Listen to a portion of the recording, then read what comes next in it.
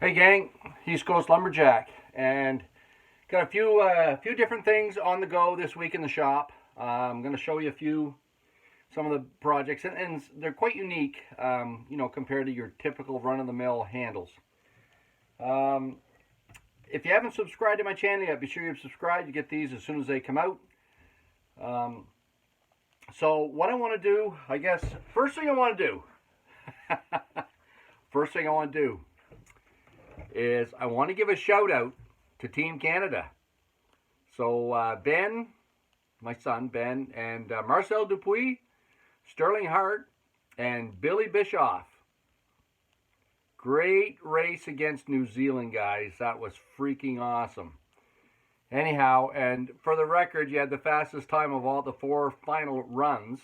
I think the Aussies had 58. You guys were 58.6. You guys were 58 flat, or right around there. So too bad you hadn't had the Aussies in the last run. Which reminds me, I want to give a shout out to someone else. So, as you know, last time we did a video in the shop here, and I was talking about the guys going to Stuttgart, Germany for the World Championships, and I outfitted Ben with some handles. And I sent him one. I sent him 3 ash for the lady a lady competitor in Europe, and she was pretty tickled by it. And she's actually on the calendar. Like, I got a nice new still calendar. She's one of the athletes on the calendar. And the other one was like this. Took my time. It was a beautiful handle, really beautiful handle, and it was made out of hickory. So it was a racing axe handle, an Aussie pattern.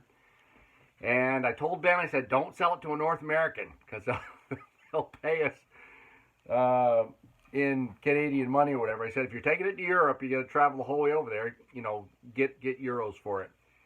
And I said, don't sell it to the guys that I can get them to. Sell to somebody that I typically can't get a handle to. And he sold it to Braden Meyer. Well, if you don't know who Braden Meyer is, you don't know much about the axe world, I'll tell you that.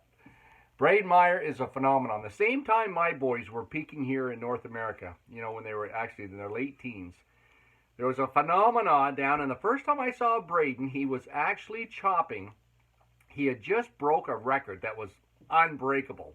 And I can't remember how much money they paid in Aussie dollars. It might have been, it was Aussie dollars, because I think it might have been in Tasmania. But anyways, he broke the record.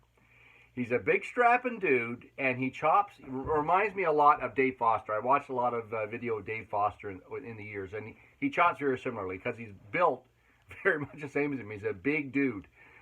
And so anyways, Braden bought that handle. And he said, tell your dad I like watching his YouTube channel. I said, no way. He said, yeah. So Braden, this is a shout out to you. Braden Myers now, he's won a world championship, and it was a phenomenal. If you haven't watched it, let's see now. I think Ben was there that year competing, and Ben might have been. I can't remember. Anyways, Ben was in first place going into the last round. It might have been a different year, because I think all Braden had to do was put 3 on the deck, so it must have been a different year, because Braden must have been the lead. And he was going in the hot saw. This is the Steel Timber Sports World Championship. And then he pulled for the hot saw, didn't start. You could see him panicking. But Braden, buddy, it was good on you. You held her together, and you got her going. And we were so impressed, and you won the gold medal. So he's a world champion at the Steel Timber Sports Series. With a team relay, he's won it. And let's be honest, Braden Meyer's winning it for them. He's chopping at least 3 to 4 seconds faster than everybody else in the underhand chop. So I was quite surprised that, boys, I thought the States would take him down this year with, but Matt Koger, I don't know what happened, Matt. He must have had a bad block, because there was a pile of them over there at the Worlds this year. But anyways, Australia won again. So Australia's won multiple times. I think this is the 6th year in a row that they've won the team relay. So good on them. So shout out to Braden. So Braden, put that handle to good use. Put it in your best axe. I want to see you swing it next year at the Worlds. So anyways, it's a shout out to them. Getting back from the World. So had to wrap that up because now there's not much till we go back over again in the spring with the Rookie World Champions. So, and things are looking pretty good. I may get there, so I'll be seeing some of these guys. So the other project I have on the bench, I've got a lad out in Cold Lake, Alberta, and he wants long handles. Now, I want to talk about long handles, okay, because some people order them from me. If you order a long, and now what I consider long is 36 inch, okay? So you guys know I cut all my logs. When I bring my big logs home, I cut them in 3-foot lengths, and then I split them all out, okay? And I'm going to go back and redo some of those videos because it's really neat for people to see it. I didn't realize if you're not a subscriber and you don't get this thing right off the bat, you've got to go back through a lot of my videos because they're some of the earliest ones I did on how to secure your wood and split out handle bolts like this. So I'm going to go back and redo some of those. But anyways, because my bolts are 36 inches long, so this is a pecan hickory. So it's a smooth bark hickory. Okay, you can see it's got fairly smooth bark compared to, let's see now. No, that's an oak. Well, there's one. Okay, so here's some hickory bark here. Okay, and you can see this is quite rugged and deeply grooved. Okay, that's either pig nut or, actually it's not shagbark because shagbark's really, really long. So that's, I think that's pig nut hickory. But pecan hickory, and pecan has got really neat flecking in it. So it makes a really pretty handle, and it's pretty tough stuff. So that's pecan hickory, and should be, 36, 37 inches, because that's what all my bolts are. 37, okay? So if you want a 36-inch handle, now I want to show you. When it dries, because hickory is so dense, when it dries, you get these little checks in the end. Now that wood's pretty stable. But what happens is, because you want the full length of this thing, that's going to be in the end of your handle. It's either going to be in your palm swell end, or it's going to be in the axe head end. Now, sometimes it's in both. This one here is pretty good on this end. So what I would do is I would put the palm swell on this end, so there's no checks in it, and put that at the other end, because of course you're going to wedge it anyhow. But just so you know, if you order a full-length handle, 36, 37 inches, and in all honesty, it's pretty tough to run a handle that long, in all honesty. 30 inches is average. For the most, average guy, 6 foot, 200 pounds, that would make me average. 30 inches is pretty good. I mean, I got 2 big boys, and they swing handles, and 31 inches is all they want, okay? Nothing longer than that. So when you start getting these 32, 33, 34-inch handles, they're a little bit tough to wield. You're not going to use them in a competition axe, that's for sure.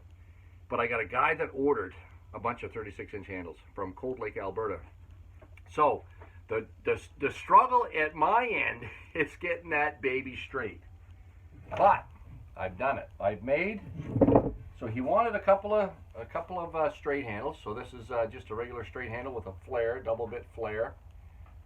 That one. Okay. Nice and straight. So, okay, I'm bragging. I was going to say I'm not bragging, but I guess I am. Now that one there, just as straight as a die. So they came out, and the only reason I'm saying this is because it usually doesn't go this good. It's usually pretty tough to get them this straight. Okay, that one there is nice and straight.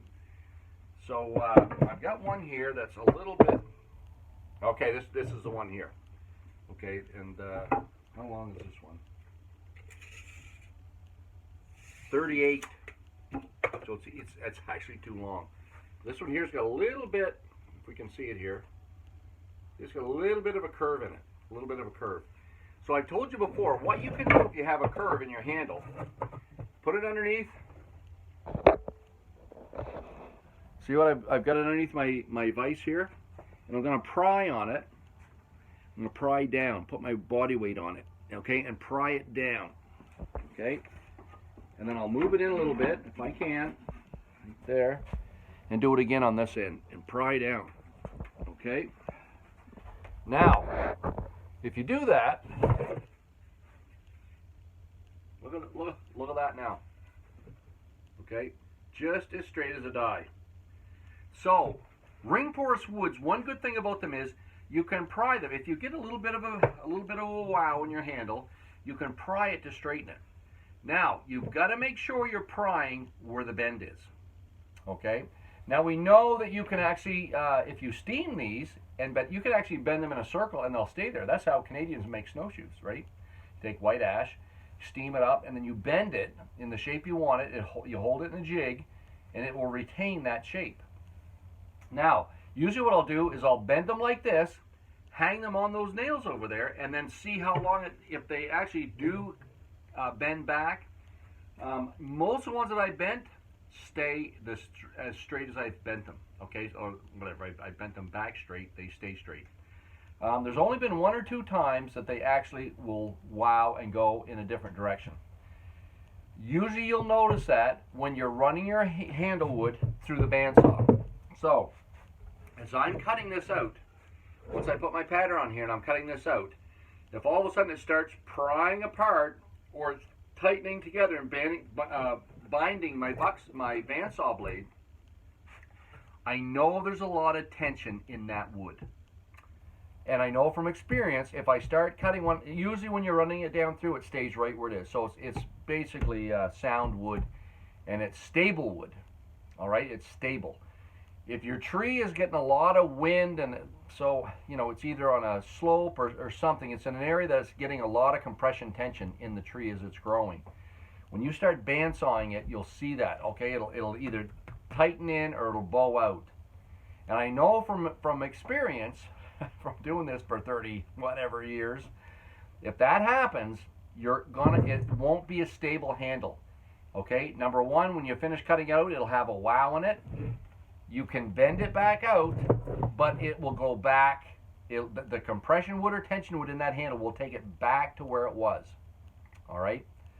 So if you're making a handle and that happens, and you see that working in your wood, don't use it for a straight handle. Okay? From the East Coast Lumberjack, turf that, cut it up, burn it in the furnace, whatever you're going to do, but don't use it because it's unstable wood and you're not going to get a straight handle out of it. And if you do, it won't stay straight for long, and it'll actually, the compression or tension wood's going to take that where it wants to go. Okay, so that's a big insight here from the East Coast Lumberjack on compression tension wood and keeping handles straight. So if it's just a regular handle and it's just a long, you've got a long 36 inches to deal with, you can actually bend that out and it'll stay there. Now, have you seen a long handle? Okay, I want to show this to you because this is, okay, 43 inches, gang, okay? I can get that on there and let you see it. Okay? This handle is 43 inches long. Number one, I don't know where I got the flipping wood. And it is almost as straight as you can get it. Okay, look at that. 43 inches. Now, if you put an axe head on that, okay, I don't know what you're going to do with that. Other than keep it behind the seat in case someone with road rage, you got to iron someone out with road rage. But it's long, okay? Now, he wanted a really long handle, so I made that, but I didn't realize it was 42 inches, so it's really long. Now, if you want that for something, if you want a 42-inch handle, it's hickory, it's New Zealand pattern, it's about 1.25 inches, what is that, wide? It's a nice handle. 1.5 inches by 3/4, so it's a nice shaped handle, okay? And the head, it will take, we've got 1 inch this way by 2.5, 1 inch by 2.5, so it'll fit most heads. But that's if you want a conversation piece, that's the one for you. 43-inch hickory handle.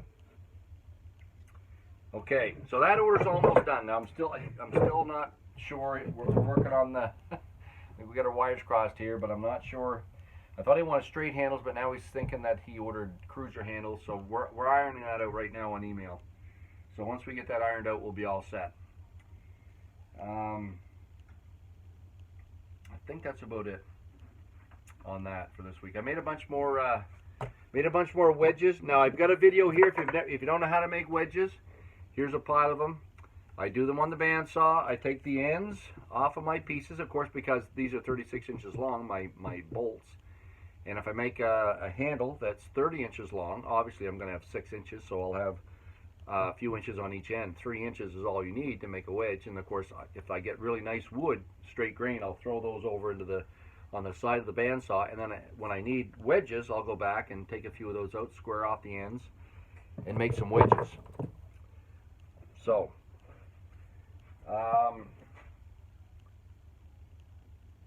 that's almost it, I think, for this week. So I wanted to give a shout out. This week here's a shout out to Team Canada and also to Braden Meyer down in Australia. Thanks a lot, Braden, for purchasing the handle. Now that it reminds me, I've stuffed those flipping euros somewhere in a pocket. I gotta find them. Anyhow, so the next video is going to be very interesting. I've got an accent. We're going to open up this package. Okay, subscribe to my channel because you can get this right when I get. So this came from Quebec. We're opening it up, and I'm going to make a handle for this guy. He's got 3 handles ordered. They're very unique, and I want to show you start to finish how I'm going to make those. Okay, so it's a unique handle. It's a unique head. He wants some handles. I think the guy's going to go in the business of making these things. So you may want to check this out. So that's coming right up next time we do a video. So shout outs this week to the gang at the World Championships. Join us again next week. East Coast Lumberjack signing off.